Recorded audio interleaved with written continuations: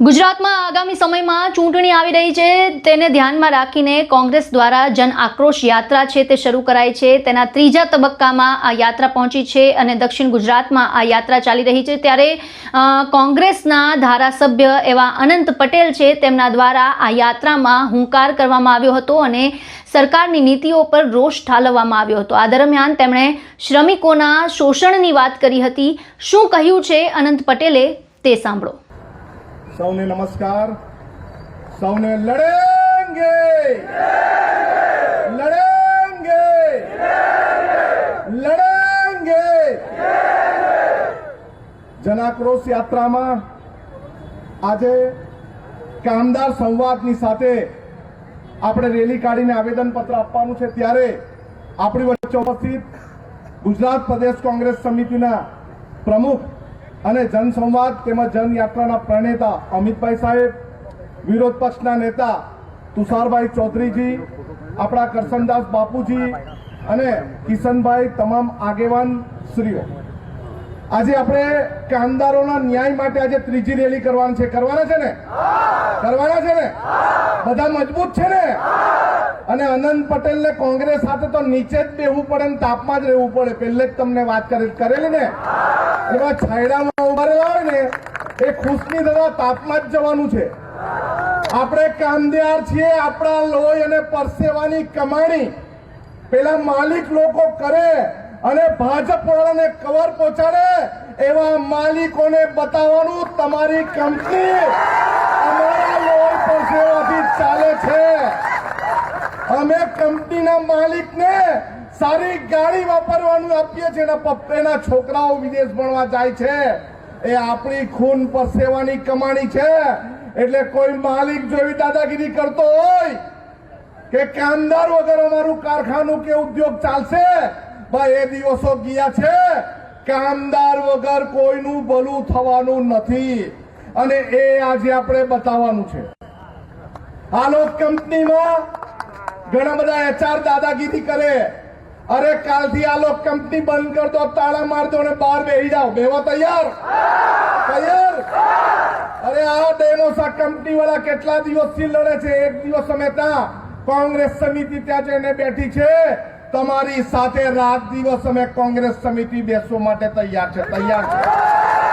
તમે તૈયાર છો? તૈયાર છો?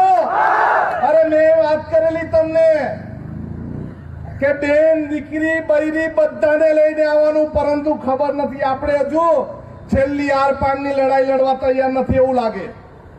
લડવાના છો ને? લડવા છો ને? આપણે લડવાનું આપણા માટે છે, આપણા પગાર વધારવા માટે છે, આપણને રેગ્યુલર કરે એના માટે છે, આપણને વ્યવસ્થા પૂરી પાડે એના માટે છે। કોઈ કામદાર ત્યાં અકસ્માતે મરી જાય તો એને પૂરતો પ્રમાણમાં પૈસા મળવા જોઈએ, પીએફ કપાવવું જોઈએ, એને પૂરતી ફેસિલિટી મળવી જોઈએ અને જ્યાં સુધી ફેસિલિટી ન મળે આખી કોંગ્રેસ સમિતિ તમારી સાથે છે। કોઈ બી ઉદ્યોગ વાળા માલિકથી ડરવાના નથી અને ગભરાવાના નથી।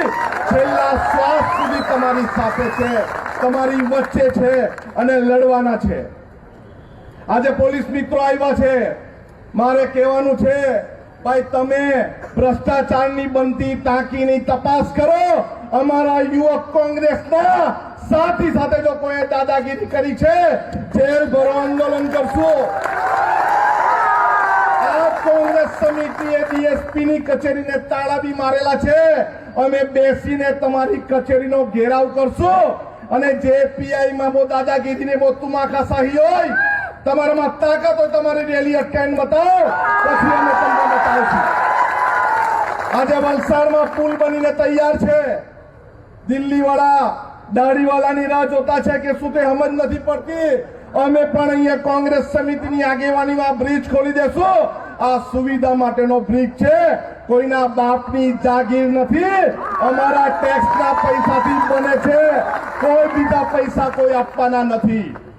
આજે તમામ કંપનીના કામદારોને વિનંતી છે, આપણે આપણા આગેવાનોને સાંભળીને સંપૂર્ણ સાચીથી ગાંધી ચિંધ્યા માર્ગે અનુસંધાનમાં રહીને રેલી કાઢીને સીધા કલેક્ટર કચેરીને વોર્નિંગ આપવાની છે। અમે વાપીમાં આવેદન પત્ર આપ્યું છે, અમે લેબર ઓફિસરને આવેદન પત્ર આપ્યું છે, અમે પ્રાંત અધિકારીને આવેદન પત્ર આપ્યું છે. હવે જાડી ચામડીની સરકારને બતાવવા કલેક્ટરને આવેદન પત્ર આપવાના છે. કલેક્ટર 3 દિવસના જવાબ નહીં આપે તો કંપનીની બહાર બેસવા. બધા તૈયાર છો? તૈયાર છો? હાથ ઊંચો કરો. છેલ્લે હાથ નથી ઊંચા થતા. હાથ ઊંચા કરીને કહો બધા તૈયાર છો? તૈયાર છો? સૌનો આભાર. જય જોહાર. આભાર આનંદભાઈ. હવે તુષારભાઈ વિરોધ પક્ષના નેતાશ્રીને વિનંતી.